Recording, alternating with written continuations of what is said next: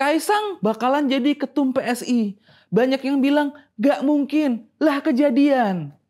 Gibran bakalan jadi cawapresnya Prabowo. Banyak yang bilang gak mungkin, karena itu menabrak konstitusi. Ternyata konstitusinya yang dirubah. Tenang, itu cuma strategi. Gak mungkin Gibran mau, ternyata Gibrannya mau. Tenang, kan itu cuma deklarasi, belum sah daftar di KPU. Beneran daftar ke KPU jadi cawapresnya Prabowo. Terus jawaban mereka apaan? Tenang, itu caturnya Pak Jokowi. Ampun dah, bebal banget itu otak.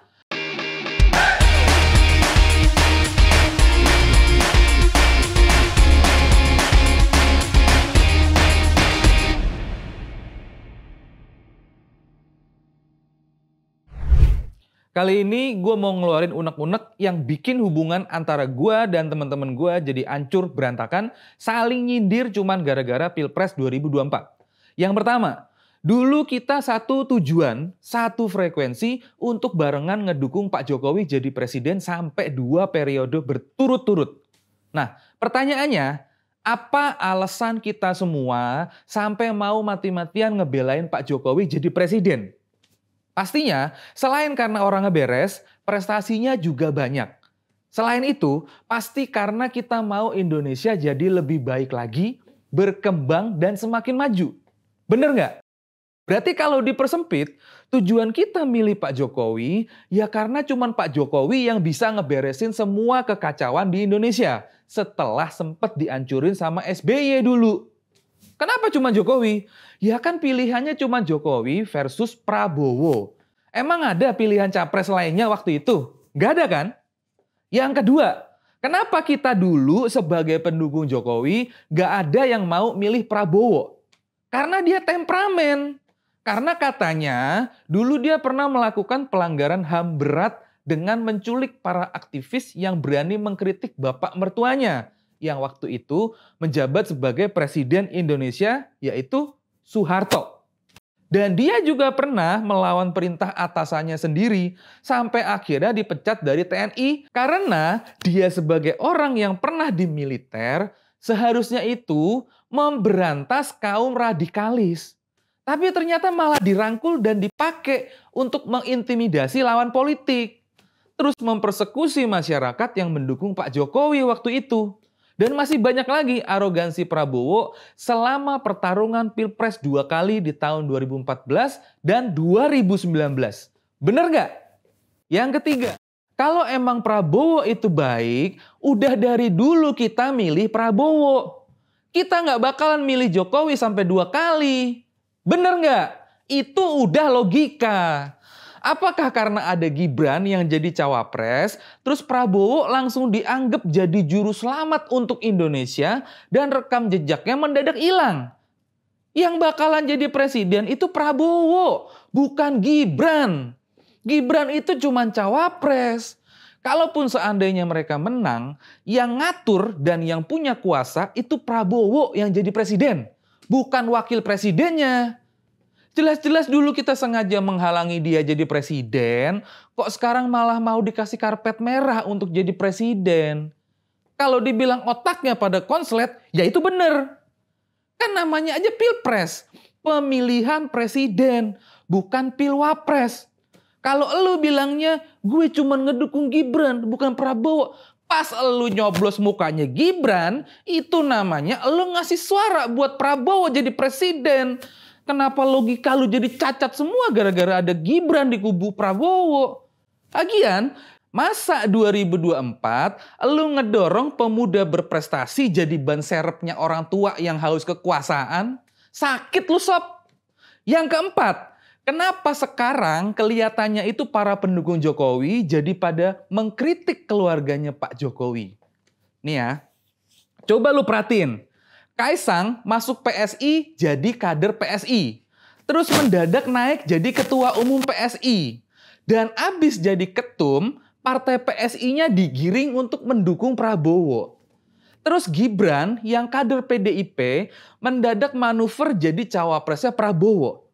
Nah, Dengan semua manuver dari keluarga Pak Jokowi tadi, orang bego mana yang nggak percaya kalau Pak Jokowi udah berubah belok ke Prabowo?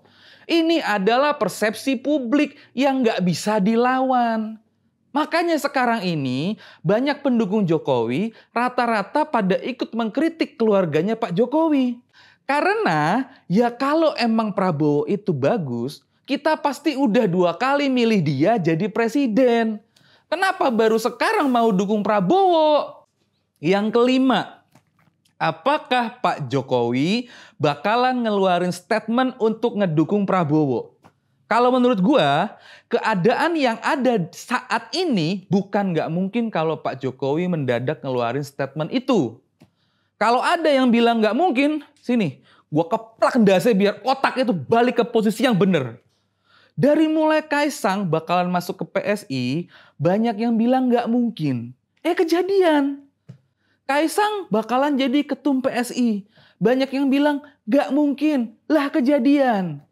Gibran bakalan jadi cawapresnya Prabowo. Banyak yang bilang nggak mungkin. Karena itu menabrak konstitusi. Ternyata konstitusinya yang dirubah.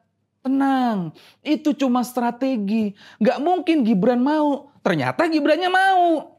Tenang, kan itu cuma deklarasi. Belum sah daftar di KPU. Beneran daftar ke KPU jadi cawapresnya Prabowo. Terus jawaban mereka apaan? Tenang, itu caturnya Pak Jokowi. Ampun dah, bebal banget itu otak. Mereka masih dalam fase denial. Nggak mau menerima kenyataan. Karena dalam imajinasi mereka, keluarga Pak Jokowi itu seperti raja di atas segala raja. Yang bahkan bagi mereka itu mungkin Adam dan Hawa adalah ciptaannya keluarga Pak Jokowi. Dan si Hawa disuruh makan buah terlarang itu adalah caturnya Pak Jokowi. Dan manusia jadi turun ke bumi itu karena caturnya Pak Jokowi. Biar manusia ngerasain hidup sebagai manusia yang punya banyak keterbatasan. Itu gila gak sih kayak begitu? Apa namanya kalau bukan bucin? Orang kalau udah bucin, otak pun bisa dikiloin untuk jadi sop. Kalau lu emang ngakunya pendukung Jokowi, ya harusan kasih tahu ke Pak Jokowi. Jangan sampai salah langkah. Ingetin beliau. Bukan malah ikut ngejorokin Pak Jokowi dan keluarganya. Gimana sih? Tololnya kok makin nyundul nembus ke septic tank gitu. Bangun woi. Jangan hidup dalam halusinasi mulu. Yang keenam, kalau misalkan diadu, gua punya satu pertanyaan yang gak pernah berhasil dijawab oleh semua pendukungnya Prabowo dari dulu sampai sekarang. Selain jajan atau belanja, apa prestasi Prabowo selama jadi Menteri Pertahanan? Jawab itu di dalam kolom komentar. Kalau bisa. Kenapa gue fokusnya ke Prabowo, bukan ke Gibran? Lah yang jadi calon presidennya itu Prabowo, moncos. Gibran kan cuma cawapres. Gimana sih lu pada? Masih jauh lebih mendingan pendukungnya Anies. Mereka tuh ibaratnya berani nih ngeluarin klaim kalau bumi dan alam semesta ini adalah bikinannya Anies. Walaupun kelihatannya gila, tapi mereka tetap berani ngomong. Kalau pendukungnya Prabowo, bingung kan? Apa yang mau dibanggain? Boyo itu otak dipakai ya sob. Jangan bikin malu emak lu yang capek-capek ngeden keluar botol kecap. Jadi tolong dicatat ya. Bukan kami yang ninggalin Pak Jokowi. Tapi Pak Jokowi lah yang ninggalin kami. Kami masih tetap di tempat yang sama. Melawan orang yang sama. Dengan semangat yang sama. Tapi justru Pak Jokowi yang udah berubah. Entah kemana seorang Pak Jokowi yang dulu kami kenal. Yang bertahun-tahun kami belain dan kami bantu ngejaga kehormatannya. Sedih sih. Tapi yang mau gimana lagi? Dan yang terakhir, bener.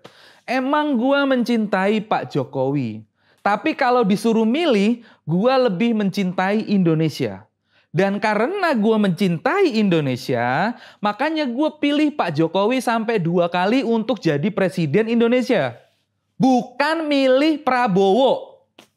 Jadi kalau lu ngaku laki dan emang ngedukung Gibran, berarti lu harus berani bersikap dengan menyebut Prabowo adalah calon presiden pilihan lu. sesuai dengan namanya, yaitu pilpres, bukan pilwapres. Kecuali lu emang ngondek, itu lain cerita. Bentar. Ada yang kelupaan nih. Buat elu yang dulu barengan ngedukung Pak Jokowi dan sekarang ngedukung Prabowo, kelihatannya sekarang kita udah nggak nyambung. Elu ngomong soal Jokowi, sementara gue bicara soal NKRI. Jadi ya sudah, kita jalanin pilihan masing-masing, yang penting ngopi tetap sama-sama. Apa lo?